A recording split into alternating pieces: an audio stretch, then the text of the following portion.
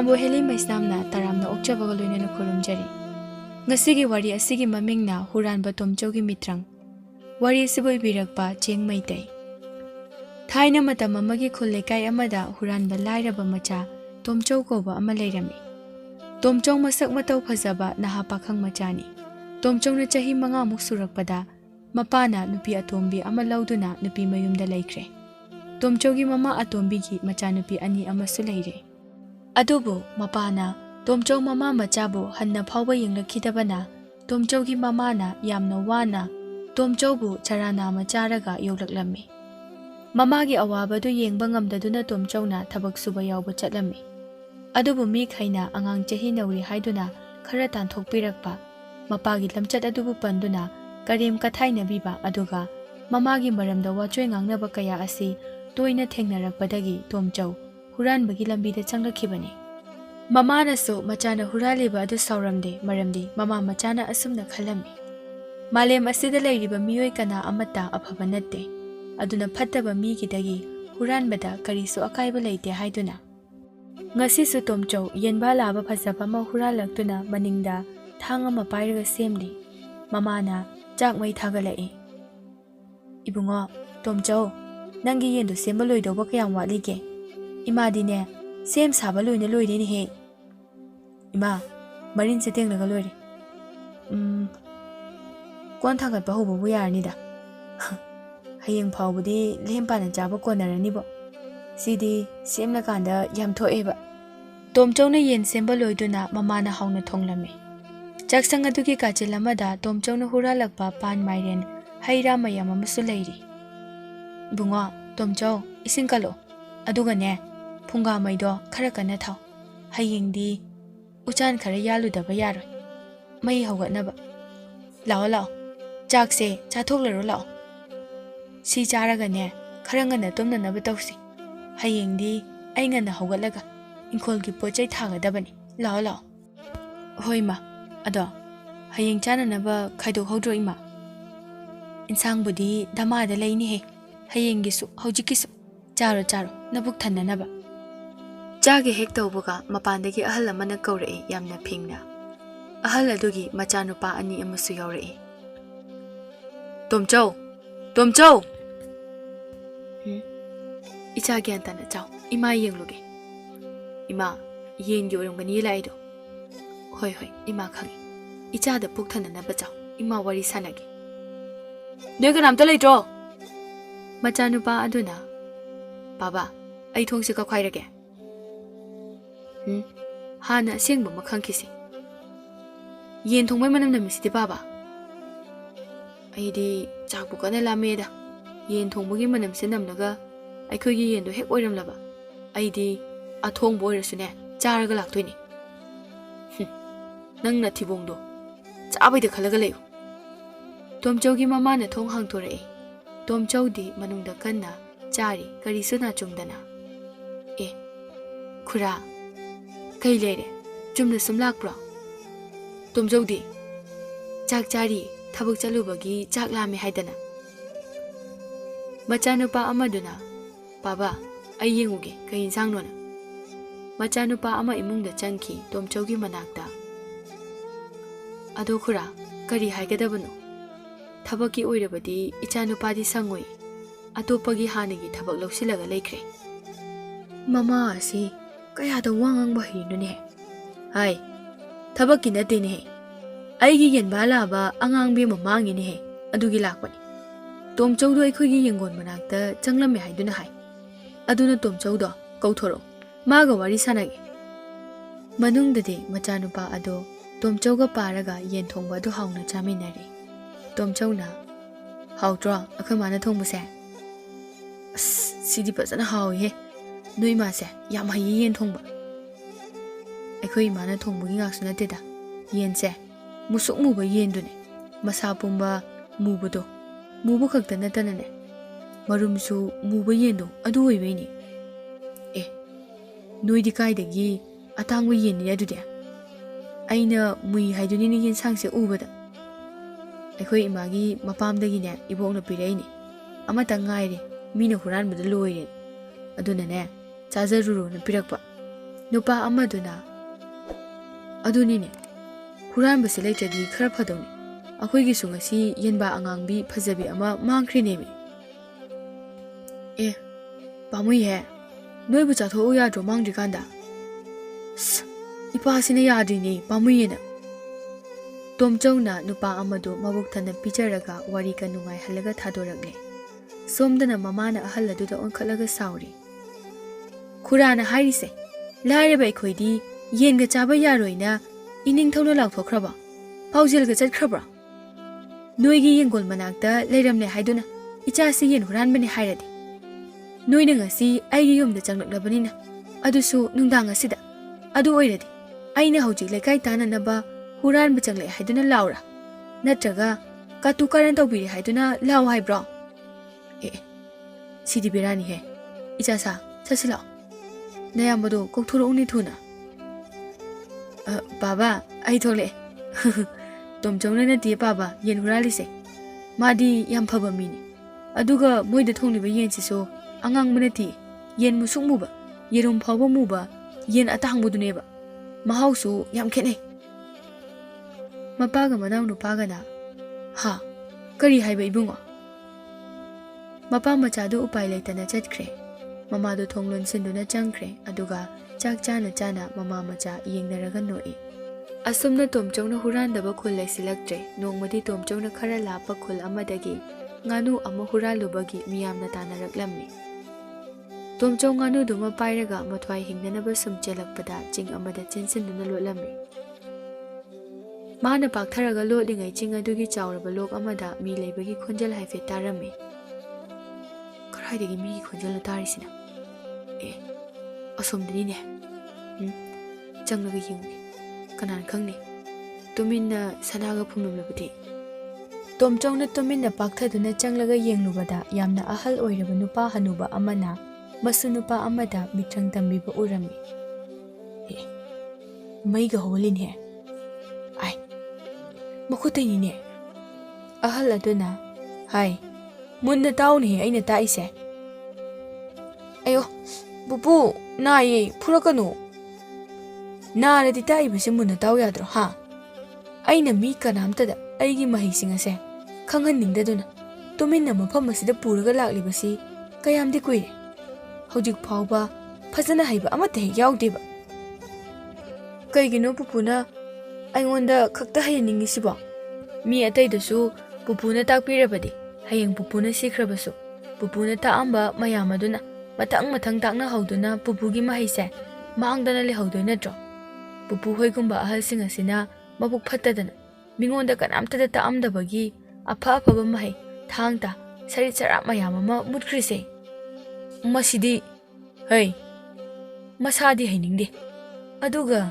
aingonda mo oza sadana nang ayo naye khupaknina sarungakta hey nana adu munata namituna munne yeng ahaladuna masunu paadada mitrang mahai mayam ama taklami adubu masunu paadu de hiramde aduga tomchong magi pithok charakpa haigadra yamna thuna yengbadangda hairami masi oigedaba ishu nateda ichani na tawrisina angang ase khara yamna pokpa yabado oiridaba amakak poklaga loishinkiba khara yamlabadi khara oidrabasu ama anidi oigedaba adudi pupua ngasigidi loisalase hairo karigi loishinba mamdriba phawba takadoribani aigi mahising ase achamba araiba amata natin he khangnabra adu oiredi pupuna kallikandadi taktena nakhutuna thakthak niakanda siramdai oina tai aduna aishu gyan tadre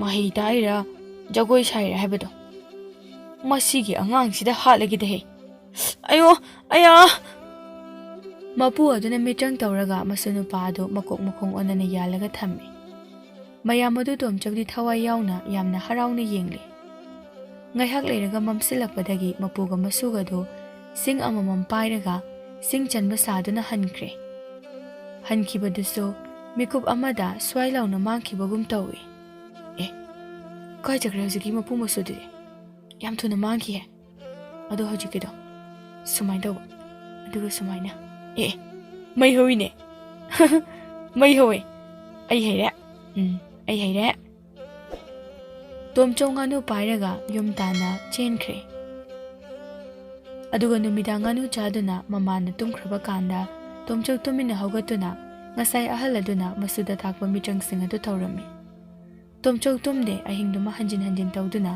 ꯉꯁꯥꯏ ꯇꯥꯛꯄ ꯃꯤꯇ꯭ꯔꯪꯁꯤꯡ ꯑꯗꯨ ꯂꯣꯏꯅ ꯍꯩꯔꯝꯃꯤ ꯅꯣꯡꯉꯥꯟꯕꯒꯗꯤ ꯇꯣꯝꯆꯧ ꯇꯨꯝꯊꯈ꯭ꯔꯦ ꯇꯣꯝꯆꯧ ꯅꯨꯃꯤꯠꯁꯦ ꯑꯥ ꯌꯧꯔꯤꯅꯦ ꯑꯣ ꯇꯧꯔꯤꯁꯤ ꯌꯦꯡꯉꯨꯅꯦ ꯀꯌꯥꯗ ꯅꯨꯡꯉꯥꯏꯅ ꯇꯨꯝꯂꯤꯕꯅꯣ ꯋꯥꯕꯨꯗꯤ ꯋꯥꯔꯝꯂꯅꯤ ꯏꯆꯥꯁꯦ ꯅꯣꯡꯃꯗꯤ ꯍꯨꯔꯥꯟꯕꯒꯤ ꯇꯔꯥꯅꯤ ꯃꯄꯨꯒꯤ ꯅꯣꯡꯃ ꯍꯥꯏꯗꯅ ꯏꯆꯥꯁꯦ ꯍꯨꯔꯥꯟꯕꯒꯤ ꯐꯥꯏ ꯍꯥꯏꯗꯨꯅ ꯃꯈꯣꯡ ꯃꯈꯨꯠ ꯊꯨꯗꯦꯛꯄꯤꯔꯛꯈꯤꯒꯅꯤꯀꯣ ꯂꯥꯏꯕꯛ ꯊꯤꯔꯒꯅ ꯁꯤꯕ ꯏꯆꯥꯁꯦ ꯉꯜꯂꯤꯉꯩꯗ ꯑꯇꯣꯞꯄ ꯊꯕꯛ ꯑꯃ ꯊꯤꯔꯒ ꯇꯧꯍꯟꯅꯕ ꯑꯩ ꯌꯦꯡꯂꯒꯦ ꯅꯠꯇ꯭ꯔꯕꯗꯤ ꯏꯆꯥꯁꯦ ꯁꯤꯐꯝ ꯅꯥꯐꯝ ꯈꯪꯂꯔꯣꯏ ꯃꯤ ꯐꯠꯇꯦ ꯍꯥꯏꯗꯨꯅ ꯏꯆꯥꯕꯨꯁꯨ ꯐꯠꯇꯕ ꯇꯝꯕꯤꯔꯤꯕ ꯃꯃꯥ ꯑꯩꯁꯤꯁꯨ ꯑꯐꯕ ꯃꯃꯥ ꯑꯃꯗꯤ ꯅꯠꯇ꯭ꯔꯦ ꯃꯃꯥ ꯑꯗꯨ ꯀꯞꯅ ꯀꯞꯅ ꯏꯃꯨꯡ ꯋꯥꯔꯨꯝ ꯂꯣꯏꯁꯤꯟꯗꯨꯅ ꯏꯔꯨ ꯃꯥꯏꯊꯖꯔꯒ ꯆꯥꯛ ꯊꯣꯡꯕ ꯍꯧꯔꯝꯃꯤ ꯇꯣꯝꯆꯧꯗꯤ ꯐꯖꯅ ꯇꯨꯝꯈꯤꯕꯅ ꯃꯃꯥꯅ ꯆꯥꯛ ꯂꯣꯏꯔꯕ ꯀꯥꯟꯗ ꯃꯤꯀꯞ ꯊꯣꯔꯛꯂꯝꯃꯤ ꯏꯟꯖꯥꯡ ꯃꯅꯝꯁꯤꯗꯤ ꯀꯅꯥꯒꯤ ꯑꯣꯏꯔꯖꯥꯠꯅꯣ ꯑꯩꯈꯣꯏꯒꯤ ꯑꯣꯏꯔꯝꯃꯗꯤ ꯐꯅꯤꯗ ꯕꯨꯡꯉꯣ ꯇꯣꯝꯆꯧ ꯅꯪ ꯍꯧꯒꯠꯂꯕ꯭ꯔꯣ ꯍꯣꯏ ꯃꯥ ꯍꯧꯒꯠꯂꯦ ꯑꯗꯨꯗꯤꯅꯦ ꯅꯃꯥꯏ ꯅꯃꯤꯠ ꯇꯥꯊꯣꯛꯎꯔꯣ ꯆꯥꯛ ꯆꯥꯅꯅꯕ ꯆꯥꯛ ꯂꯣꯏꯔꯕꯣ ꯏꯃꯥ ꯑꯣ ꯑꯗꯨꯗꯤ ꯏꯟꯁꯥꯡ ꯃꯅꯝꯁꯤꯗꯤ ꯑꯩꯈꯣꯏꯗꯤ ꯑꯣꯏꯔꯤꯅꯦ ꯇꯣꯝꯆꯧ ꯆꯥꯛ ꯆꯥꯕ ꯇꯣꯛꯂꯗꯨꯅ ꯉꯔꯥꯡꯒꯤ ꯃꯄꯨ ꯃꯁꯨꯅ ꯃꯤꯇ꯭ꯔꯪ ꯇꯝꯐꯝ ꯆꯤꯡꯅꯨꯡ ꯑꯗꯨ ꯇꯝꯅ ꯑꯃꯨꯛ ꯆꯠꯂꯝꯃꯤ ꯑꯗꯨꯒ ꯃꯄꯨꯅ ꯃꯁꯨꯗ ꯇꯥꯛꯄꯤꯕ ꯃꯍꯩ ꯃꯤꯇ꯭ꯔꯪꯁꯤꯡ ꯑꯗꯨ ꯇꯨꯃꯤꯟ ꯇꯨꯃꯤꯟ ꯊꯋꯥꯏ ꯌꯥꯎꯅ ꯌꯦꯡꯂꯒ ꯌꯨꯝꯗ ꯑꯃꯨꯛ ꯍꯜꯂꯛꯇꯨꯅ ꯑꯍꯤꯡ ꯈꯨꯗꯤꯡ ꯇꯣꯝꯆꯧꯅ ꯑꯃꯨꯛ ꯇꯧꯔꯝꯃꯤ ꯊꯥ ꯈꯔꯒꯤ ꯃꯇꯨꯡꯗꯗꯤ ꯇꯣꯝꯆꯧ ꯌꯥꯝꯅ ꯍꯩꯔꯝꯃꯤ ꯅꯣꯡꯃꯗꯤ ꯃꯄꯨꯗꯨꯅ ꯃꯁꯨ ꯇꯥꯛꯄꯗ ꯍꯩꯃꯟꯗꯕꯗꯒꯤ ꯈꯣꯡꯄꯥꯛꯅ ꯀꯥꯎꯕꯗ ꯄꯥꯜꯍꯧꯗꯗꯨꯅ ꯃꯄꯨꯗꯨ ꯁꯜꯂꯒ ꯇꯥꯔꯝꯃꯤ ꯑꯗꯨꯒ ꯃꯁꯨ ꯅꯨꯄꯥ ꯑꯗꯨꯗꯤ ꯃꯄꯨ ꯑꯗꯨ ꯍꯟꯅ ꯌꯦꯡꯂꯝꯗꯅ ꯆꯦꯟꯈꯤꯔꯝꯃꯤ ꯑꯣꯏꯃ ꯁꯤꯔꯦꯅꯦꯍꯦ ꯑꯁ ꯑꯌꯣ 이슈 누바 나부세 허글빵 엄드레네 아목도 허글어무네 아요요요요요 ngamdre 허글 비라가 아무 부도이도 아이 로이 강해 진 그러네 까야다 팥집아 앙앙노네 이씨 가만히 덕니 떠오르시대 아이디 허글빵 엄드레잖아 가랑주 세가이리네 이씨 로리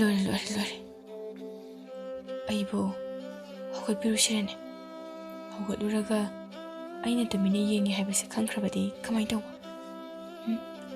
아할라시 시브나 한바따리 하나 아무것도 허글비루키기 ꯇꯣꯝꯆꯧꯅ ꯆꯦꯟꯁꯤꯟꯗꯨꯅ ꯑꯍꯜ ꯍꯅꯨꯕ ꯑꯗꯨ ꯍꯧꯒꯠꯄꯤꯔꯝꯃꯤ ꯑꯗꯨꯒ ꯑꯁꯣꯛꯄ ꯑꯗꯨ ꯂꯣꯛꯇꯒꯤ ꯏꯁꯤꯡ ꯈꯔ ꯂꯧꯔꯒ ꯑꯍꯜ ꯑꯗꯨꯒꯤ ꯑꯁꯣꯛꯄꯗꯨ ꯇꯩꯊꯣꯛꯄꯤꯔꯝꯃꯤ ꯑꯍꯜ ꯑꯗꯨꯅ ꯇꯣꯝꯆꯧꯒꯤ ꯑꯐꯕ ꯃꯇꯧ ꯑꯗꯨ ꯄꯦꯜꯂꯗꯨꯅ ꯍꯥꯏ ꯅꯪꯕꯨ ꯀꯅꯥꯅꯣꯅꯦ ꯅꯃꯤꯡꯅ ꯀꯔꯤ ꯀꯧꯏ ꯃꯐꯝ ꯑꯁꯤꯗ ꯀꯩꯗꯧꯕ ꯂꯥꯛꯑꯝꯕꯅꯣ ꯑꯩꯒꯤ ꯃꯤꯡ ꯇꯣꯝꯆꯧ ꯑꯩꯒꯤ ꯈꯨꯜꯅ ꯏꯇꯝ ꯈꯨꯜꯗꯒꯤꯅꯤ ꯑꯩꯁꯦ 하유네 나타모이 생라바디 푸푸는 낭원다 마말 얌라바 쿠돌라마 피람게네 아할라두기 와하야두다 톰châu 마기 타모이다 까리 파우라바노 칸데 마기 아생바 와리 뿜바 아할라두다 로이나 리라메 톰châu 기 타모이 생바 아마디 마북철 차오바 마타와두다 아할라두나 팜라메 오 아도 아이기 마하이 아세 하이닝라바디 아란바 타박 후란바 미기 파타바 타박 아마타 타오바 야데 ꯅꯪꯗꯤ ꯑꯩꯒꯤ ꯃꯍꯩ ꯑꯁꯦ ꯅꯍꯥꯟꯈꯩ ꯇꯨꯃꯤꯟꯅ ꯌꯦꯡꯂꯤꯕ ꯑꯣꯏꯔꯦ ꯑꯗꯨꯗꯤ ꯌꯦꯡꯒꯦ ꯑꯩꯒꯤ ꯏꯃꯥꯡꯗ ꯇꯧ ꯍꯣꯏ ꯄꯨꯄꯨ ꯀꯧꯒꯅꯨ ꯉꯁꯤꯗꯒꯤꯗꯤ ꯑꯣꯖꯥ ꯀꯧ ꯏꯁꯨꯒ ꯇꯥꯛꯑꯣꯏ ꯅꯪ ꯑꯣꯏꯅ ꯇꯥꯛꯀꯦꯗꯍꯦ ꯍꯣꯏ ꯑꯣꯖꯥ ꯇꯣꯝꯆꯧꯅ ꯑꯍꯜ ꯑꯗꯨꯅ ꯃꯁꯨꯗ ꯇꯥꯛꯈꯤꯕ ꯃꯤꯇ꯭ꯔꯪꯁꯤꯡ ꯑꯗꯨ ꯃꯊꯪ ꯇꯧꯔꯝꯃꯤ ꯑꯍꯜ ꯑꯗꯨ ꯄꯨꯡꯉꯛ ꯉꯛꯈ꯭ꯔꯦ ꯑꯩꯅ ꯏꯁꯨꯗ ꯆꯍꯤ 2 ꯆꯪꯅ ꯇꯥꯛꯂꯛꯄꯁꯦ ꯁꯨꯡꯍꯩ ꯍꯩꯌꯨ ꯌꯥꯗꯕꯅꯤ ꯑꯗꯨꯕꯨ ꯅꯪꯗꯤ ꯆꯍꯤ ꯐꯥꯎꯕ ꯐꯥꯗ꯭ꯔꯤ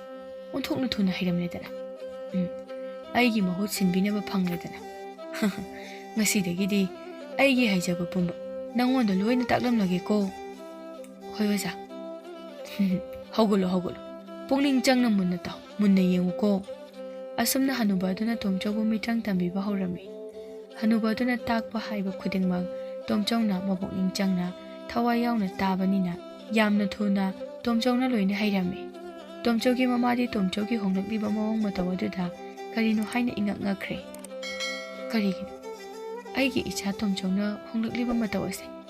ꯐꯅꯗꯤ ꯀꯨꯏꯔꯦꯁꯦ, ꯍꯨꯔꯥꯟ ꯆꯤꯟꯊꯤ ꯇꯧꯕꯗꯤ ꯂꯦꯞꯈ꯭ꯔꯦ꯫ ꯐꯔꯦ, ꯑꯗꯨꯕꯨ ꯅꯨꯡꯇꯤꯒꯤ ꯃꯥꯅ ꯆꯠꯂꯤꯕ ꯑꯁꯤꯅ ꯀꯗꯥꯏꯗ? ꯑꯗꯨꯒ ꯃꯥꯏꯊꯣꯡꯗ ꯃꯣꯃꯣꯅꯣꯛꯅ ꯂꯩꯔꯤꯕ, ꯑꯗꯨꯒ ꯑꯃꯨꯛꯁꯨ ꯋꯥꯈꯜ ꯆꯣꯏꯔꯕ ꯃꯤꯑꯣꯏ ꯑꯃꯒꯨꯝꯅ ꯇꯧꯔꯤꯕ꯫ ꯑꯩꯒꯤ ꯏꯆꯥꯅ ꯆꯠꯂꯤꯕꯁꯦ ꯀꯗꯥꯏꯗꯅꯣ ꯍꯥꯏꯕ ꯊꯤꯒꯠꯇꯕ ꯌꯥꯗꯦ꯫ ꯅꯨꯃꯤꯠ ꯈꯔꯅꯤ ꯂꯩꯔꯒꯗꯤ ꯇꯣꯝꯆꯧꯒꯤ ꯑꯣꯖꯥꯗꯣ ꯃꯥꯒꯤ ꯃꯍꯩ ꯄꯨꯝꯕ ꯇꯣꯝꯆꯧꯗ ꯇꯝꯕꯤꯔꯝꯂꯒ ꯁꯤꯈꯤꯔꯝꯃꯤ꯫ ꯇꯣꯝꯆꯧꯅ ꯃꯥꯒꯤ ꯑꯣꯖꯥ ꯁꯤꯈꯤꯕꯗ ꯃꯕꯨꯛꯅꯤꯡ ꯅꯨꯡꯁꯤꯅ ꯀꯞꯇꯨꯅ ꯌꯨꯝꯗ ꯍꯜꯂꯛꯄꯗꯨ ꯎꯕꯗ ꯃꯃꯥꯅ, "ꯏꯃꯥꯒꯤ ꯇꯣꯝꯆꯧ, ꯀꯩꯗꯧꯔꯒꯦ? ꯏꯆꯥꯅ ꯑꯁꯨꯛ ꯃꯕꯨꯛꯅꯤꯡ ꯅꯨꯡꯁꯤꯅ ꯀꯞꯂꯤꯕ ꯑꯁꯤꯕꯣ? ꯁꯦ ꯀꯞꯀꯅꯨꯁꯦ꯫ ꯏꯆꯥ ꯑꯁꯤꯕꯨ ꯅꯨꯄꯤ ꯀꯅꯥꯅꯒ ꯅꯨꯡꯁꯤꯂꯥꯡꯗ ꯊꯣꯛꯍꯜꯂꯒ ꯏꯆꯥ ꯑꯁꯤꯕꯨ ꯁꯥꯟꯅꯕꯤꯔꯤꯕꯅꯣꯅꯦ? ꯇꯣꯝꯆꯧ, ꯅꯨꯄꯤꯗꯨ ꯀꯅꯥꯅꯣ? ꯀꯔꯥꯏꯗꯩꯅꯣ? ꯀꯔꯤ ꯃꯃꯤꯡ ꯀꯧꯏ? ꯏꯃꯥꯗ ꯍꯥꯏꯌꯨ, ꯃꯈꯌꯥꯠꯇꯨ ꯁꯦꯠꯂꯨꯒꯦ."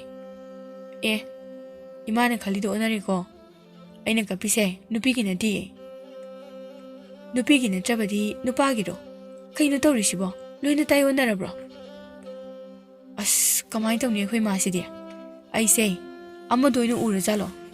ꯍꯣꯏ ꯃꯥ, ꯑꯩ ꯑꯁꯦꯡꯕ ꯋꯥꯔꯤꯁꯤꯡ ꯑꯗꯣ ꯂꯣꯏꯅ ꯂꯤꯔꯒꯦ꯫ ꯇꯣꯝꯆꯧꯅ ꯃꯃꯥꯗ ꯒ꯭ꯌꯥꯟ ꯇꯥꯅꯅꯕ ꯋꯥꯔꯤ ꯄꯨꯝꯕ ꯍꯧꯕꯗꯒꯤ ꯂꯣꯏꯕ ꯐꯥꯎꯕ ꯂꯤꯔꯝꯃꯤ꯫ ꯃꯃꯥꯗꯣ ꯍꯧꯖꯤꯛꯇꯤ ꯒ꯭ꯌꯥꯟ ꯐꯖꯅ ꯇꯥꯔꯝꯃꯤ꯫ "ꯅꯪꯕꯨ ꯏꯃꯥꯗ ꯍꯥꯟꯅ ꯍꯥꯏꯕ ꯌꯥꯗ꯭ꯔꯣ? ꯅꯃꯥꯗꯤ ꯖꯥꯠ ꯖꯥꯠ ꯌꯥꯝꯅ ꯈꯜꯂꯨꯔꯦ꯫ ꯑꯗꯣ ꯏꯆꯥꯕꯨ ꯍꯨꯔꯥꯟꯕ ꯇꯣꯛꯂꯕ ꯅꯠꯇ꯭ꯔꯣ?" "ꯍꯣꯏ ꯃꯥ, ꯑꯩ ꯍꯨꯔꯥꯟꯕ ꯇꯣꯛꯑꯒꯦ." "ꯐꯔꯦꯗ, ꯏꯃꯥꯁꯨ ꯏꯆꯥꯗ ꯍꯥꯏꯒꯦ ꯇꯧꯔꯝꯂꯤꯕꯅꯤ꯫ ꯑꯗꯨꯗꯤꯅꯦ, ꯏꯃꯥ ꯊꯕꯛ ꯊꯤꯕ ꯑꯃꯨꯛ ꯆꯠꯄ ꯍꯧꯔꯒꯦ." "ꯀꯩꯒꯤ ꯏꯃꯥꯅ ꯊꯕꯛ ꯊꯤꯕ ꯆꯠꯇꯣꯏꯅꯣ? ꯅꯆꯥ ꯂꯩꯔꯤꯁꯤꯗꯤ." "ꯑꯗꯣ ꯏꯃꯥ, ꯉꯁꯤꯗꯪꯗꯤ ꯈꯔ ꯀꯞꯈꯤꯒꯦ." "ꯍꯣꯏ, ꯀꯞꯆꯔꯨꯔꯣ." "ꯍꯣ ꯑꯣꯖꯥ." ꯑꯁꯨꯝꯅ ꯅꯣꯡ ꯅꯤꯅꯤ ꯂꯩꯔꯒ ꯇꯣꯝꯆꯧ ꯑꯊꯥꯞꯄ ꯈꯨꯜ ꯂꯩꯀꯥꯏꯁꯤꯡꯗ ꯆꯠꯇꯨꯅ ꯃꯤꯇ꯭ꯔꯪ ꯇꯧꯗꯨꯅ ꯅꯣꯡꯃꯒꯤ ꯆꯔꯥ ꯇꯥꯟꯕ ꯍꯧꯔꯝꯃꯤ꯫ ꯃꯇꯝ ꯈꯔꯒꯤ ꯃꯅꯨꯡꯗꯗꯤ ꯇꯣꯝꯆꯧ ꯑꯗꯨ ꯃꯣꯏ ꯈꯨꯜ ꯑꯗꯥꯏꯗ ꯃꯁꯛ ꯈꯪꯅꯗ꯭ꯔꯕꯁꯨ ꯑꯔꯥꯞ ꯑꯔꯥꯞꯄ ꯈꯨꯜꯁꯤꯡꯒꯤ ꯃꯤꯁꯤꯡꯗꯗꯤ ꯃꯁꯛ ꯈꯪꯅꯔꯝꯃꯤ꯫ ꯑꯗꯨꯒ ꯇꯣꯝꯆꯧꯅ ꯃꯤꯇ꯭ꯔꯪ ꯇꯧꯔꯒ ꯐꯪꯂꯛꯄ ꯆꯦꯡ ꯐꯧ, ꯏꯟꯁꯥꯡ ꯅꯥꯄꯤ, ꯁꯅꯥ ꯂꯨꯄꯥ ꯀꯌꯥ ꯑꯗꯨꯅ ꯍꯧꯖꯤꯛꯇꯤ ꯇꯣꯝꯆꯧ ꯃꯃꯥ ꯃꯆꯥ ꯅꯨꯡꯉꯥꯏ ꯌꯥꯏꯐꯕ ꯍꯥꯏꯕꯗꯨ ꯑꯣꯏꯔꯝꯃꯤ꯫ ꯍꯧꯖꯤꯛꯇꯤ ꯇꯣꯝꯆꯧ ꯃꯃꯥ ꯃꯆꯥꯕꯨ ꯈꯨꯜ ꯂꯩꯀꯥꯏꯒꯤ ꯃꯤꯁꯤꯡꯅ ꯍꯥꯟꯅ ꯇꯥꯊꯤ ꯇꯥꯑꯣꯏꯅ ꯇꯧꯕꯤꯔꯝꯂꯕꯁꯨ ꯃꯃꯥ ꯃꯆꯥꯅ ꯅꯨꯡꯉꯥꯏ ꯈꯜꯂꯛꯄꯗꯒꯤꯗꯤ ꯂꯨꯅ ꯇꯧꯕ, ꯀꯧ ꯉꯥꯡꯕ, ꯌꯨꯝꯗꯒ ꯆꯪꯂꯛꯄ ꯇꯧꯗꯨꯅ ꯂꯣꯏꯔꯦ꯫ ꯑꯗꯨꯒ ꯇꯣꯝꯆꯧꯒꯤ ꯃꯄꯥ ꯑꯗꯨꯁꯨ ꯃꯥꯒꯤ ꯅꯨꯄꯤ ꯑꯇꯣꯝꯕꯤꯗꯨ ꯑꯃꯨꯛ ꯃꯤꯔꯥꯏꯔꯛꯄꯒꯨꯝꯅ ꯇꯧꯔꯛꯂꯦ꯫ ꯑꯗꯨꯒ ꯇꯣꯏꯅ ꯈꯠꯅꯕꯁꯨ ꯇꯧꯔꯛꯂꯦ꯫ ꯅꯨꯄꯤ ꯑꯍꯜꯒꯤ ꯃꯅꯥꯛꯇ ꯑꯃꯨꯛ ꯂꯩꯅꯤꯡꯗꯨꯅ ꯅꯣꯡꯃꯗꯤ ꯇꯣꯝꯆꯧꯅ ꯈꯨꯜ ꯑꯃꯗ ꯃꯤꯇ꯭ꯔꯪ ꯇꯧꯔꯝꯃꯤ꯫ ꯃꯤ ꯃꯌꯥꯝ ꯑꯃꯁꯨ ꯑꯣꯝꯁꯤꯟꯗꯨꯅ ꯌꯦꯡꯂꯤ꯫ ꯃꯤ ꯃꯌꯥꯝ ꯑꯗꯨꯗ ꯇꯣꯝꯆꯧꯒꯤ ꯃꯃꯥ ꯑꯇꯣꯝꯕꯤꯒꯤ ꯃꯆꯥꯅꯨꯄꯤ ꯑꯅꯤ ꯑꯗꯨꯁꯨ ꯌꯦꯡꯕ ꯌꯥꯎꯔꯝꯃꯤ꯫ ꯇꯣꯝꯆꯧꯅ, "ꯃꯌꯥꯝ, ꯉꯁꯤꯒꯤꯗꯤ ꯃꯤꯇ꯭ꯔꯪ ꯑꯁꯦ ꯁ꯭ꯋꯥꯏꯗ ꯂꯣꯏꯁꯤꯟꯖꯔꯒꯦ." ꯃꯤ ꯑꯃꯅ, "ꯑꯁ, ꯈꯨꯍꯩ ꯆꯥꯗꯦꯍꯦ ꯃꯁꯤꯒꯤ ꯄꯥꯈꯪꯁꯤꯗꯤ. ꯌꯦꯔꯨꯝꯗꯩꯕꯨ ꯌꯦꯅꯥꯎ ꯄꯨꯊꯣꯔꯛꯏꯃꯤ꯫ ꯅꯪꯒꯤꯗꯨ ꯁꯣꯏꯗ꯭ꯔꯣ?" "ꯁꯣꯏꯕ꯭ꯔꯣ ꯑꯩ ꯍꯥꯏꯗꯣ? ꯁꯣꯏꯗ꯭ꯔꯗꯤ ꯌꯦꯔꯨꯝꯗꯒꯤ ꯈꯨꯅꯨ ꯄꯥꯏꯊꯣꯛꯍꯜꯂꯦ ꯍꯥꯏꯒꯗꯕ ꯅꯠꯇ꯭ꯔꯣ? ꯌꯦꯔꯨꯝꯗꯩꯕꯨ ꯌꯦꯅꯥꯎ ꯊꯣꯛꯍꯜꯂꯗꯤ ꯃꯤꯇ꯭ꯔꯪ ꯑꯣꯏꯔꯤꯕꯣ? ꯌꯦꯟꯕꯤꯗꯨꯁꯨꯅꯦ ꯌꯦꯔꯨꯝꯗꯒꯤ ꯌꯦꯅꯥꯎ ꯊꯣꯛꯍꯟꯕ ꯉꯝꯃꯤ ꯀꯩꯅꯣ." ꯌꯥꯝ ꯊꯥꯖꯗꯤꯌꯦ꯫ ꯑꯩꯈꯣꯏꯒꯤ ꯌꯦꯟꯕꯤ ꯑꯗꯨꯗꯤ ꯌꯦꯔꯨꯝꯗꯤ ꯊꯣꯛꯍꯜꯂꯒ ꯌꯦꯅꯥꯎꯗꯤ ꯊꯣꯛꯍꯟꯗꯅ ꯆꯥꯊꯣꯛꯈ꯭ꯔꯦ꯫ "ꯄꯦꯜꯂꯦꯍꯦ, ꯃꯁꯤ ꯃꯤꯁꯤꯗꯤꯅꯦ ꯑꯃꯨꯛ ꯍꯟꯅ ꯂꯥꯛꯃꯤꯟꯅꯕ ꯌꯥꯕ ꯃꯤ ꯅꯠꯇꯦ." ꯏꯄꯪ ꯍꯦꯛ ꯄꯪꯂꯗꯅ꯫ ꯇꯣꯝꯆꯧ ꯌꯨꯝꯗ ꯍꯟꯅꯅꯕ ꯂꯣꯏꯁꯤꯜꯂꯤꯉꯩꯗ ꯃꯆꯟꯅꯨꯄꯤ ꯑꯅꯤ ꯑꯗꯨꯅ ꯇꯣꯝꯆꯧꯒꯤ ꯃꯅꯥꯛꯇ ꯆꯪꯂꯛꯂꯝꯃꯤ꯫ ꯃꯣꯏ ꯑꯍꯨꯝꯗꯨ ꯃꯕꯨꯡ ꯃꯆꯟꯅꯤ ꯍꯥꯏꯕ ꯐꯥꯎꯕ ꯈꯪꯅꯔꯝꯗꯦ꯫ "ꯏꯕꯨꯡ, ꯌꯨꯝꯗ ꯍꯟꯗꯧꯔꯕꯣ?" "ꯍꯣꯏ, ꯍꯜꯂꯅꯤ꯫ ꯑꯗꯣ ꯀꯩ ꯍꯟꯅꯤꯡꯒꯦ ꯆꯠꯂꯅꯤꯕꯣ?" "ꯏꯕꯨꯡꯅꯅꯦ ꯃꯤꯇ꯭ꯔꯪ ꯇꯧꯔꯒ ꯃꯤ ꯈꯠꯅꯍꯟꯗꯕ ꯌꯥꯕ꯭ꯔꯥ?" "ꯑꯗꯨꯗꯤ ꯌꯥꯗꯦ꯫ ꯑꯗꯣ ꯀꯅꯥ ꯀꯅꯥ ꯈꯠꯅꯔꯤꯒꯦ?" "ꯑꯩꯒꯤ ꯏꯃꯥꯒ ꯄꯥꯕꯒꯗꯣ ꯅꯨꯡꯇꯤꯒꯤ ꯑꯗꯨꯝ ꯈꯠꯅꯩ, ꯐꯨꯁꯨ ꯐꯨꯅꯩ꯫ ꯑꯗꯨꯅ ꯏꯕꯥꯅꯤ ꯌꯨꯝꯗ ꯍꯟꯅꯤꯡꯗ꯭ꯔꯦ." "ꯑꯣ, ꯅꯕꯥꯅꯤꯗꯤ ꯄꯣꯛꯃꯤꯟꯅꯕ꯭ꯔꯣ?" "ꯍꯣꯏ ꯏꯕꯨꯡ, ꯑꯗꯣ ꯂꯥꯏꯁꯣꯟ ꯑꯣꯏꯔꯕꯁꯨ ꯑꯃ ꯍꯥꯏꯔꯝꯃꯣ, ꯏꯃꯥꯒ ꯄꯥꯕꯒ ꯈꯠꯅꯗꯅꯅꯕ." "ꯏꯆꯟꯅꯅꯤ, ꯑꯗꯨꯒꯨꯝꯕ ꯂꯥꯏꯁꯣꯟ ꯂꯩꯇꯦ꯫ ꯏꯃꯥꯒ ꯄꯥꯕꯒ ꯀꯔꯤꯒꯤ ꯈꯠꯅꯩꯅꯣ ꯍꯥꯏꯕꯗꯨꯗꯤ ꯈꯪꯕ꯭ꯔꯣ ꯅꯕꯥꯅꯤꯗꯤ? ꯏꯃꯥꯅ ꯍꯥꯏꯕꯗꯗꯤ ꯑꯩꯈꯣꯏꯒꯤ ꯄꯥꯕꯗꯣ ꯏꯃꯥ ꯑꯍꯜꯒꯤ ꯃꯅꯥꯛꯇ ꯆꯠꯅꯤꯡꯕꯒꯤꯅꯤ ꯍꯥꯏ." "ꯏꯆꯟ, ꯀꯩꯅꯣ? ꯑꯩ ꯚꯥꯞ ꯇꯥꯗꯦ." "ꯑꯩꯈꯣꯏꯒꯤ ꯄꯥꯕꯗꯣ ꯅꯨꯄꯤ ꯑꯅꯤ ꯂꯣꯜꯂꯦꯕ꯫ ꯑꯩꯒꯤ ꯏꯃꯥꯅ ꯑꯇꯣꯝꯕꯤꯅꯦꯕ ꯄꯥꯕꯗꯣ ꯑꯩꯒꯤ ꯏꯃꯥꯒꯤ ꯌꯨꯝꯗ ꯑꯗꯨꯝ ꯂꯩꯔꯛꯑꯦ ꯍꯥꯏꯕ ꯑꯗꯨꯒ ꯅꯨꯄꯤ ꯑꯍꯜꯒꯤ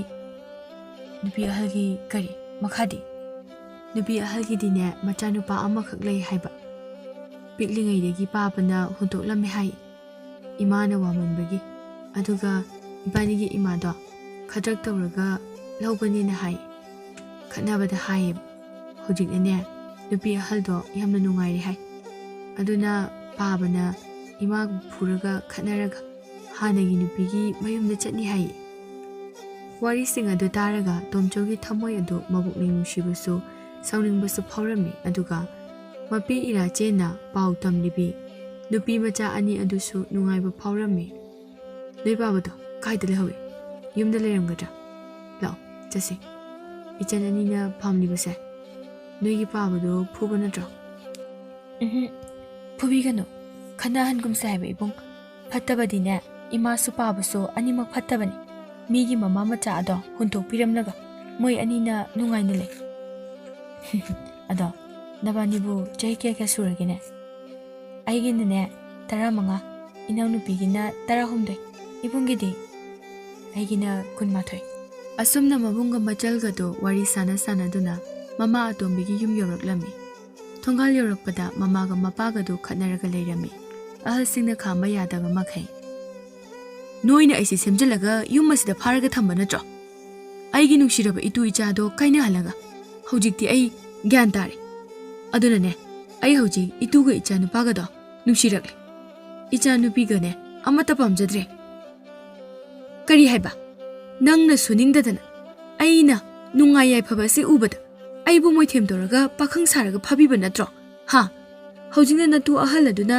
nungai khalakpadagi manakta amu chaningliba natro suningdaba natuna cha nungsibasu khangdaba sani sidi kari aingonda sa kai masi khupaksina ahal singaduna nakhoibu khanaganu haibani ni he yumlo na bakhaina kumai oina yingnare ni he machan ani do kap khalakle tomchok sauba helakle baba ima khanaganu to baba ima phuganu ima amta to haiba mapa aduna hai nabani su namaga chamane namana ai phabagum noi ani su nupa ase pharga puri orimni ni ha nabani su kaino olage hairo ha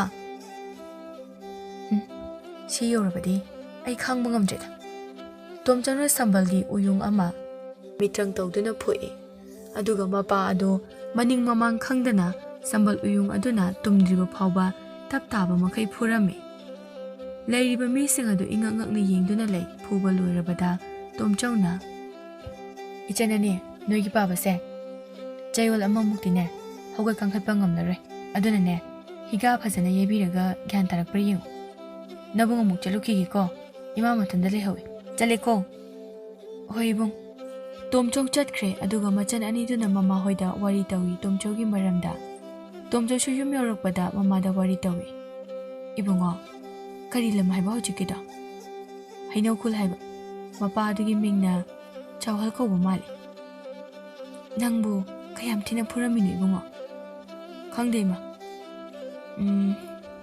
moi wari moi matawdu uragane aigi ipasu ima ibani bu thanamlaga chatki habada ningsinglakpadagi I karaktana ne tattakai phuramani aduna chayola mamukti hogatpa ngangadaba mandi ado ima pabase ibani bu huntoklamlaga nupi ama puraga chatki haiba wari se masigi makhata ba wari amata libide ko ado khanglakani ichana khangba yabagi matam oire hojikti ado ngahak pothajaruro ima chak loisilaklake hoi ma mama aduna aina waraba matam minungsi leita aiga ichaga se huntoklamlaga hanna phawba yenglaktaba nupi atombi ama puraga chakhibani ko aduga hojikti aina ichagi mapandagi nungairaba matam asidana aibu amu ningsinglakliba ko hojikti aina laman khumagi matam yorakledana khangani dana nang mama macha wari sanaduna numituma haukhirami nonganbaga tomchogi yumda konungdagi lanmi khara tomcho ko bolaklami yumsibu tomchogi yum natabra mitrang tawbodo oh mani ꯀꯔꯤ ꯇꯥꯛꯄꯤꯒꯗꯕꯅꯣ? ꯑꯩ ꯇꯣꯝꯆꯧꯒꯤ ꯃꯃꯥꯅꯤ, ꯑꯩꯉꯣꯟꯗ ꯍꯥꯏꯔꯕꯁꯨ ꯌꯥꯅꯤꯌꯦ꯫ ꯁꯨꯝꯗꯧꯕꯅꯤ, ꯑꯩꯈꯣꯏ ꯂꯩꯄꯥꯛ ꯑꯁꯤꯒꯤ ꯏꯅꯤꯡꯊꯧꯒꯤ ꯃꯆꯥꯅꯨꯄꯤ 8 ꯑꯗꯨꯒꯤ ꯏꯇꯣꯟ ꯇꯣꯟꯕꯤꯗꯣ ꯑꯅꯥꯕ ꯑꯃꯅ ꯐꯕ ꯉꯝꯗꯗꯨꯅ ꯑꯗꯨꯝ ꯅꯥꯗꯨꯅ ꯂꯩꯕꯅꯤ꯫ ꯏꯅꯤꯡꯊꯧꯅ ꯄꯥꯟꯖꯤ ꯃꯥꯏꯕ ꯀꯌꯥ ꯌꯦꯡꯕ ꯌꯥꯕꯁꯨ ꯌꯦꯡꯍꯜꯂꯕꯅꯤ, ꯑꯗꯨꯕꯨ ꯐꯕꯒꯤ ꯃꯍꯨꯠꯇ ꯄꯥꯟꯖꯤ ꯑꯃꯥꯏꯕꯁꯤꯡꯅ ꯀꯥꯟꯅꯔꯔꯣꯏ ꯍꯥꯏꯗꯨꯅ ꯃꯇꯝ ꯑꯣꯏꯅ ꯊꯥꯗꯨꯅ ꯂꯩꯔꯤ꯫ ꯑꯗꯨꯗ ꯏꯅꯤꯡꯊꯧꯒ ꯃꯍꯥꯔꯥꯅꯤꯒꯅ ꯑꯔꯣꯏꯕ ꯑꯣꯏꯅ ꯅꯆꯥꯅꯨꯄꯥ ꯇꯣꯝꯆꯧꯕꯨ ꯌꯦꯡꯍꯟꯁꯦ ꯍꯥꯏꯗꯨꯅ ꯇꯣꯝꯆꯧꯕꯨ ꯂꯧꯕ ꯂꯥꯛꯂꯤꯕꯅꯤ꯫ ꯑꯗꯣ ꯃꯥꯕꯨ ꯀꯗꯥꯏꯅꯣ? ꯆꯠꯅꯅꯕ ꯇꯧꯁꯦ, ꯏꯅꯤꯡꯊꯧꯒꯤ ꯌꯥꯊꯪꯅꯤ꯫ ꯏꯃꯥ, ꯀꯅꯥꯅꯣ? ꯏꯁ, ꯁꯤꯗꯤ ꯂꯥꯟꯃꯤꯅꯤꯅꯦꯍꯦ꯫ ꯑꯩꯅ ꯉꯔꯥꯡ ꯅꯨꯄꯥ ꯑꯃ ꯐꯨꯔꯨꯕꯗꯨꯒꯤ ꯑꯣꯏꯔꯕ ꯖꯥꯠꯂꯥ? ꯑꯣ, ꯇꯣꯝꯆꯧ ꯍꯥꯏꯔꯤꯁꯤ ꯅꯪ ꯑꯣꯏꯔꯦ, ꯅꯍꯥꯅꯤꯅꯦ꯫ ꯂꯥꯛꯑꯣ ꯑꯗꯨꯗꯤ ꯆꯠꯅꯅꯕ ꯇꯧꯔꯁꯤ, ꯉꯥꯏꯔꯕꯅꯤ꯫ ꯑꯩꯕꯨ ꯆꯠꯍꯧꯕꯅ ꯐꯔꯗꯣꯏꯔꯅꯦ? ꯏꯕꯨꯡꯉꯣ, ꯆꯠꯂꯨꯔꯣ, ꯏꯆꯥꯅ ꯉꯝꯖꯕ ꯊꯥꯛꯇ ꯍꯣꯠꯅꯗꯨꯅ ꯔꯥꯖꯀꯨꯃꯥꯔꯤ ꯑꯗꯣ ꯀꯟꯕ ꯉꯝꯕ꯭ꯔꯥ ꯌꯦꯡꯉꯨ꯫ ꯀꯔꯤꯕ? ꯑꯣ, ꯏꯅꯤꯡꯊꯧꯒꯤꯅꯦ ꯃꯆꯥꯅꯨꯄꯤ 8 ꯁꯨꯕꯤ ꯑꯇꯣꯝꯕꯤ ꯑꯗꯣ ꯌꯥꯝꯅ ꯀꯟꯅ ꯅꯥꯔꯤ꯫ ꯄꯥꯟꯖꯤ ꯃꯥꯏꯕꯁꯤꯡꯅꯗꯤ ꯐꯅ ꯂꯥꯌꯦꯡꯅꯕꯁꯨ ꯉꯝꯂꯔꯣꯏ ꯍꯥꯏꯗꯨꯅ ꯃꯇꯝ ꯊꯥꯔꯦ ꯍꯥꯏ꯫ ꯑꯗꯨꯗꯅꯦ ꯏꯅꯤꯡꯊꯧꯒ ꯃꯍꯥꯔꯥꯅꯤꯒꯅ ꯏꯆꯥꯗ ꯑꯔꯣꯏꯕ ꯑꯣꯏꯅ ꯑꯃꯨꯛꯇꯪꯗꯤ ꯌꯦꯡꯍꯟꯁꯤ ꯍꯥꯏꯗꯨꯅ ꯏꯆꯥꯕꯨ ꯊꯥꯖꯗꯨꯅ ꯂꯥꯟꯃꯤꯁꯤꯡ ꯑꯁꯦ ꯅꯪꯕꯨ ꯂꯧꯕ ꯂꯥꯛꯂꯤꯕꯅꯤ꯫ ꯑꯣ, ꯑꯩꯗꯤ ꯚꯥꯞ ꯑꯃ ꯈꯜꯂꯨꯔꯦ꯫ ꯑꯗꯣ ꯏꯃꯥ, ꯑꯩꯕꯨ ꯄꯥꯟꯖꯤ ꯑꯃꯥꯏꯕ ꯑꯃꯥꯏꯕꯤꯁꯨ ꯅꯠꯇꯦ, ꯉꯝꯒꯗꯧꯔꯤꯕ꯭ꯔꯥꯅꯦ? ꯌꯦꯡꯕ ꯌꯥꯕꯗꯤ ꯌꯦꯡꯂꯕꯅꯤ, ꯏꯕꯨꯡꯉꯣꯅ ꯑꯃꯨꯛꯇꯪꯒ ꯌꯦꯡꯂꯨꯁꯤ ꯂꯥꯛꯑꯣ, ꯊꯦꯡꯉꯦ꯫ ꯍꯣꯏ, ꯑꯗꯨꯗꯤ ꯑꯩ ꯏꯃꯥꯒꯤ ꯊꯕꯛ ꯑꯃꯇꯪ ꯇꯧꯔꯝꯒꯦ꯫ ꯇꯣꯝꯆꯧꯅ ꯂꯤꯆꯩ ꯃꯔꯨ ꯐꯖꯕ ꯑꯃ ꯊꯣꯡꯖꯤꯜꯗ ꯃꯍꯩ ꯇꯧꯗꯨꯅ ꯉꯥꯗꯨꯅ ꯊꯝꯂꯝꯃꯤ꯫ ꯏꯃꯥ, ꯅꯆꯥꯅ ꯃꯥꯏ ꯄꯥꯛꯅ ꯍꯜꯂꯛꯄ ꯍꯥꯏꯗꯅ ꯂꯥꯏꯗ ꯈꯨꯔꯨꯝꯕꯤꯌꯨꯀꯣ꯫ ꯑꯗꯨꯒ ꯊꯣꯡꯖꯤꯜꯗ ꯉꯥꯔꯤꯕ ꯂꯤꯆꯩ ꯃꯔꯨ ꯑꯁꯦ ꯏꯃꯥ ꯅꯠꯇꯅ ꯀꯅꯥꯝꯇꯅ ꯁꯣꯛꯄ ꯌꯥꯔꯣꯏ꯫ ꯀꯔꯤꯒꯨꯝꯕ ꯏꯃꯥꯗ ꯐꯠꯇꯕ ꯋꯥ ꯑꯀꯟꯕ ꯑꯃ ꯍꯦꯛ ꯍꯥꯏꯕꯗ ꯂꯤꯆꯩ ꯃꯔꯨ ꯑꯁꯤꯅꯅꯦ ꯃꯁꯥ ꯃꯊꯟꯇ ꯐꯨꯔꯛꯇꯣꯏꯅꯤ꯫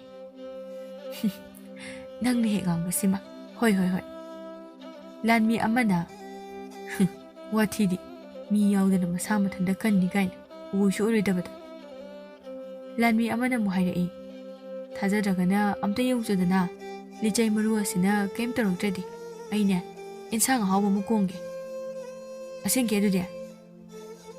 ꯇꯣꯝꯆꯧꯅ ꯇꯧꯅꯨꯗ꯫ ꯂꯥꯟꯃꯤ ꯑꯃꯅ ꯍꯥꯏ, ꯂꯤꯆꯩ ꯃꯔꯨ ꯑꯝꯇ ꯐꯨꯔꯛꯎꯗꯅ꯫ ꯂꯤꯆꯩ ꯃꯔꯨꯗꯨ ꯈꯪꯍꯧꯗꯅ ꯃꯁꯥ ꯃꯊꯟꯇ ꯂꯥꯟꯃꯤ ꯑꯗꯨꯗ ꯍꯥꯏꯖꯤꯟꯗꯅ ꯁꯦꯠ ꯂꯥꯎꯅ ꯀꯜꯂꯛꯏ꯫ ꯂꯥꯟꯃꯤ ꯑꯗꯨꯅ ꯁꯒꯣꯜ ꯃꯊꯛꯇ ꯆꯣꯡꯈꯠꯈꯤꯕ ꯈꯪꯍꯧꯗꯦ꯫ ꯃꯌꯥꯝ ꯑꯗꯨ ꯀꯟꯅ ꯅꯣꯛꯏ꯫ ꯑꯁꯨꯝꯅ ꯇꯣꯝꯆꯧ ꯄꯨꯔꯒ ꯂꯥꯟꯃꯤꯁꯤꯡ ꯑꯗꯨ ꯀꯣꯅꯨꯡ ꯇꯝꯅ ꯆꯠꯈ꯭ꯔꯦ꯫ ꯆꯌꯣꯜ ꯑꯃ ꯍꯦꯜꯂꯦ ꯇꯣꯝꯆꯧꯒꯤ ꯃꯆꯟ ꯑꯅꯤ ꯑꯗꯨ ꯇꯣꯝꯆꯧ ꯆꯠꯈꯤꯕꯒ ꯂꯥꯛꯂꯝꯃꯤ꯫ ꯑꯗꯨꯒ ꯇꯣꯝꯆꯧꯒꯤ ꯃꯃꯥꯒꯁꯨ ꯈꯪꯅꯔꯝꯃꯤ꯫ ꯅꯨꯄꯤ ꯃꯆꯥ ꯑꯅꯤꯗꯨ ꯀꯅꯥꯅꯣ ꯀꯔꯤꯅꯣ ꯈꯪꯗ꯭ꯔꯕꯁꯨ ꯇꯣꯝꯆꯧꯒꯤ ꯃꯃꯥꯅꯗꯤ ꯃꯣꯏ ꯑꯅꯤꯗꯨ ꯈꯪꯂꯝꯃꯤ꯫ ꯑꯍꯥꯟꯕꯗꯤ ꯃꯃꯥ ꯑꯗꯨꯅ ꯅꯨꯡꯁꯤꯔꯝꯗꯦ, ꯑꯗꯨꯕꯨ ꯑꯉꯥꯡ ꯅꯨꯄꯤ ꯃꯆꯥ ꯑꯅꯤꯗꯨꯅ ꯆꯝꯖꯕ ꯐꯕ ꯑꯗꯨꯗ ꯅꯨꯡꯁꯤꯕꯤꯔꯝꯃꯤ꯫ ꯍꯧꯖꯤꯛꯇꯤ ꯃꯔꯛꯇ ꯂꯥꯛꯇꯨꯅ ꯃꯃꯥ ꯑꯍꯜꯒꯤ ꯃꯇꯦꯡꯁꯨ ꯃꯣꯏ ꯑꯅꯤꯅ ꯄꯥꯡꯕꯤꯔꯝꯃꯤ꯫ ꯁꯣꯝꯗꯅ ꯇꯣꯝꯆꯧꯅ ꯔꯥꯖꯀꯨꯃꯥꯔꯤ ꯑꯇꯣꯝꯕꯤꯕꯨ ꯑꯔꯣꯏꯕ ꯊꯥꯛꯇ ꯍꯣꯠꯅꯗꯨꯅ ꯂꯥꯌꯦꯡꯕꯤꯔꯝꯃꯤ꯫ ꯅꯣꯛꯄ ꯀꯥꯎꯔꯨꯔꯕ, ꯍꯤꯡꯕꯒꯤ ꯃꯪꯂꯥꯟ ꯂꯩꯔꯨꯗ꯭ꯔꯕ ꯔꯥꯖꯀꯨꯃꯥꯔꯤ ꯑꯗꯨ ꯇꯣꯝꯆꯧꯒꯤ ꯃꯤꯇ꯭ꯔꯪ, ꯇꯣꯝꯆꯧꯒꯤ ꯐꯥꯒꯤ ꯖꯣꯒꯥꯏꯁꯤꯡ ꯑꯗꯨꯗ ꯇꯞꯅ ꯐꯒꯠꯂꯛꯂꯝꯃꯤ꯫ ꯊꯥ ꯑꯃꯃꯨꯛ ꯂꯩꯔꯒ ꯇꯣꯝꯆꯧꯒꯤ ꯃꯄꯥ ꯑꯗꯨ ꯅꯨꯄꯤ ꯑꯍꯜꯒꯤ ꯌꯨꯝꯗ ꯂꯥꯛꯂꯝꯃꯤ꯫ ꯇꯟꯖꯥ ꯑꯗꯨꯁꯨ ꯅꯨꯄꯤ ꯃꯆꯥ ꯑꯅꯤꯗꯨ ꯂꯩꯔꯝꯃꯤ꯫ ꯃꯃꯥ ꯑꯗꯨꯅ, ꯀꯅꯥ ꯎꯅꯕꯤꯒꯗꯕꯅꯣ?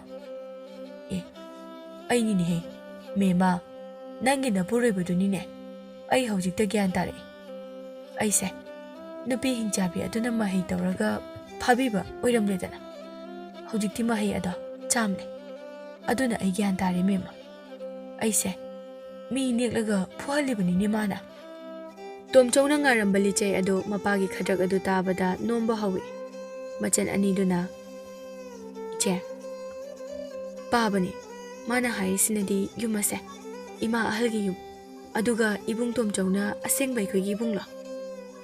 ꯑꯩꯁꯨ ꯒ꯭ꯌꯥꯟ ꯇꯥꯗꯤꯌꯦ, ꯇꯨꯃꯤꯟꯅ ꯇꯥꯁꯦ꯫ ꯍꯥꯏꯌꯣ, ꯑꯩꯒꯤ ꯏꯄꯨꯔꯣꯏꯕꯗꯤ ꯁꯤꯈꯤꯕ ꯀꯨꯏꯔꯦ꯫ ꯑꯩꯁꯦ ꯂꯨꯈ꯭ꯔꯥꯕꯤꯅꯤ, ꯃꯤꯅ ꯎꯔꯒ ꯐꯖꯗꯦ, ꯌꯥꯝꯅ ꯊꯨꯅ ꯍꯟꯕꯤꯈ꯭ꯔꯣ꯫ ꯃꯦꯃꯥ, ꯑꯩ ꯁꯤꯗ꯭ꯔꯤꯅꯦꯍꯦ, ꯑꯩ ꯍꯜꯂꯛꯂꯕꯅꯤ꯫ ꯅꯪꯒꯤ ꯅꯨꯡꯁꯤꯕꯒ ꯏꯆꯥꯒꯤ ꯅꯨꯡꯁꯤꯕꯒꯅ ꯀꯧꯗꯨꯅ ꯑꯩ ꯑꯃꯨꯛ ꯍꯟꯅ ꯅꯣꯏꯕꯨ ꯊꯥꯗꯣꯛꯇꯨꯅ ꯆꯠꯂꯔꯣꯏ꯫ ꯃꯣꯏ ꯃꯃꯥ ꯃꯆꯥꯅꯨꯄꯤ ꯑꯅꯤ ꯑꯗꯨꯒ ꯂꯩꯖꯔꯁꯅꯨ, ꯅꯥꯇꯩ ꯆꯥꯕ ꯃꯤ ꯑꯃꯠꯇ ꯅꯠꯇꯦ꯫ ꯃꯆꯟ ꯑꯅꯤ ꯑꯗꯨꯅ, ꯄꯥꯕꯅ ꯂꯥꯛꯂꯤꯕ ꯌꯨꯝ ꯑꯁꯦ ꯀꯅꯥꯒꯤꯅꯣ?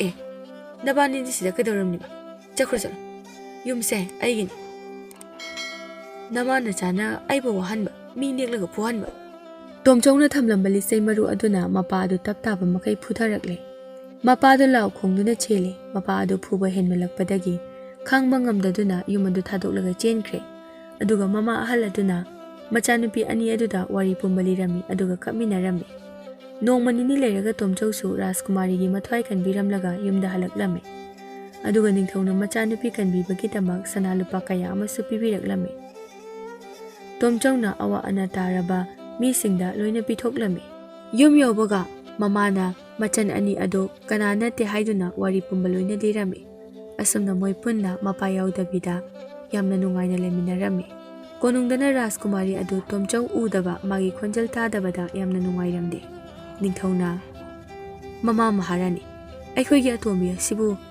mitrang tobo Tomchongda pirasirane aisu khalibani Tomchongdo mabukchalsu yamna chaw mathamoisu yamna sengi aduga masaksu phajai ichase mangonda leirabadi nungainasu leigadaba mali ningthau aduna ija tombinasu mabuta hangduna le ijagi punsibusu Tomchongna kanbibani aduna ne mabani se chaungna luhongbirase hoi iningthau asumna Tomchauga Rajkumari atombiga lebak pungchak thenduna luhonglami machan ani dune mama ani dune aduga magi Rajkumari aduga hainingai leitana harauna leminarami mapa adudi lichai adu kibana lapna yengduna kaptuna leibanatana upai leikhitre chahi olakpadadi Tomchaugi machanupa amasu phangjaduna hena nungaina pankhirami